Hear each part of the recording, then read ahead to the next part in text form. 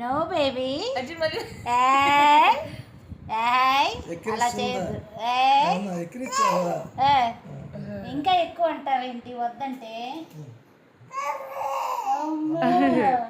ఏంది అట్లా అన్నావు?